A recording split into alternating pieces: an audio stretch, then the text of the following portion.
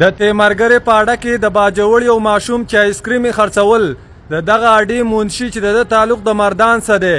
د دې هلک نه غلط ډیمانډ کړی او د ډیمانډ نه ومنلی نو په چاقوانو وهلی ډېر په بېدردۍ سره شهید کړی دی خو دغه پیراون بوډا ته زه دا خبره کومه چې د دې ماشوم تپوس نه موږ ونه کړو موږ باجوړیانو به لاس ته بنګړي اچلي موږ به ځان ته باجوړیان نه وایو باجوړ MNA مبارک زیب خان دا خبره وکړله چې ما DPO دیر ته وویل چې دا پیراون بوډا چې د ماشوم سره دا ظلم کړی الټی ځوړند کوه ماته تصویران راولېږه د مبارک زیب خان دا وایس هم درته پلی کومه کوم چې د باجوړ MNA دی خو دغه پیراون بوډا ته زه دا خبره کومه چې ته زموږ نه بهر وګرځې که نه نو موږ باجوړیانو به لاس ته بنګړي اچلو په ډک بازار کې دې ولو چې بله ورځ ستا په شانې بل بړوا داسې کار ونه کړي چې د باجوړ عوام را پاڅېدلي دي موږ به پر زور د دې تپوس کوو چې دا ظلم ولې شوی د مبارک زیب خان دا وایس راسه واورئ